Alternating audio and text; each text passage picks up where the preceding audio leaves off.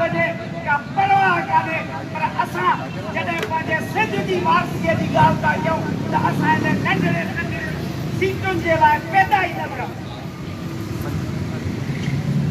अॼु जेके माण्हू चवनि था त बाबा हे जमहूरियत, अरे वाह साईं जीएम सैयद जहिड़े माण्हूअ खे तव्हांजे जमहूरियत छा ॾिनो ॾियणु रसूल बख़्श अली जे जहिड़े माण्हूअ खे बाबू मेमण अलाए कहिड़ो मेमण उनजे उन हथां शिकस्त मिली। जाम साकी जेको बज़ाहिर साईं लाहौर जे शाही किले जो फातिह हो उनखे अरबाबनि हारायो। हिते जेकॾहिं डॉक्टर कादिर बख्शीअ खे तव्हां सिंधियुनि ई हारायो त इहा तव्हांजी बेवकूफ़ी आहे।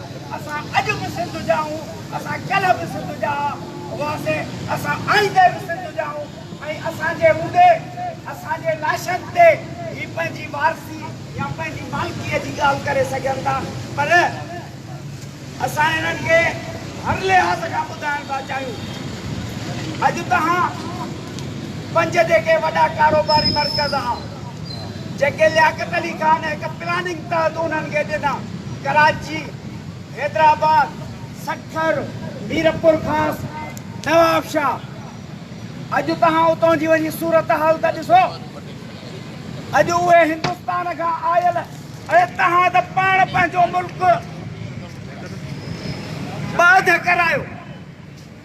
2.5 लख बिहारियुनि खे 7 करोड़ बंगालियुनि जे मथां मढ़ियो। नतीजे में छा थियो? तारीख़ त बेरहम आहे न।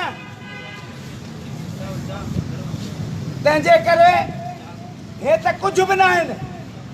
हे जेके आया आहिनि हाणे इहो सोचनि त हिन पासे ॾे असां हूं कराचीअ खां ओरते वेंदे जेको आहे कश्मीर ताईं असां हूं ऐं अॻिते समुंड आहे। फ़ैसिलो हिननि खे करिणो आहे त हे हिते रहण था चाहिनि या समुंड में को नओं सूबो था ठाहिणु चाहिनि। उहो उन्हनि ते मुनहसिर आहे। महिरबानी।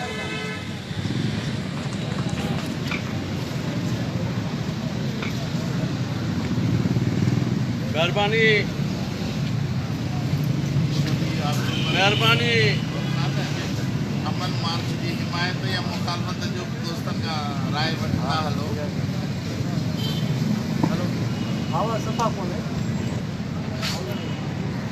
दोस्तों हाणे बुनियादी तौर ते अॼु जी इहा जेका असांजी सलाह मसलत वेका आहे इन जो बुनियादी नुक़्तो इहो आहे त 26 अक्टूबर खां 3 नवंबर ताईं सिंध तरक़ी पसंद पार्टी जी मेज़बानी में ऐं डॉक्टर कादिर बख्शी साहब जन जे रहनुमाईअ में सॼी कराची जे अंदरि ही काफ़िलो मौजूदु रहंदो। उन में काफ़ी इवेंट्स आहिनि जंहिंमें कराची शहर जी आबादी, लायर्स फोरम्स, बिज़नेस फोरम्स, अदीब दान सां बेहकू आहिनि। उन सिलसिले में असीं हिते आयल समूरनि नुमाइंदनि दोस्तनि खां या गुज़ारिश रखंदासूं या अर्ज़ रखंदासूं त हू 26 अक्टूबर खां 3 नवंबर ताईं ऐलानियल सिंध कराची सिंध आहे अमन मार्च जे सिलसिले में भी असांजी रहनुमाई कंदा हलनि त हीउ जेको सिंध तरक़ी पसंद पार्टी सिंध जी बका जे लाइ ऐलान कयो आहे मार्च जो, उन कदम खे हू कहिड़ी नज़र सां ॾिसनि था पिया। उन सिलसिले में असां वटि हमारे पास शहर का बहुत बड़ी मार्केट जो फर्नीचर की मार्केट है। होलसेल फर्नीचर मार्केट के हैदराबाद सिटी के सदर मोहतरम जावेद इकबाल साहब मौजूद हैं। मैं उनसे गुजारिश करूंगा कि वो आके इस कॉन्फ्रेंस में अपने ख्यालात का इज़हार करें। हेलो हेलो हेलो हेलो नेमदून जनाब मोहतरम डॉक्टर कादिर बख्शी साहब और स्टेज पे बैठे हुए मेरे तमाम दोस्तों का शुक्रिया। आए हुए मेहमानों का, मेरी बहनों का, मेरे भाइयों का बहुत बहुत शुक्रगुजार हूँ कि आपने मुझे यहाँ पर बुलाया।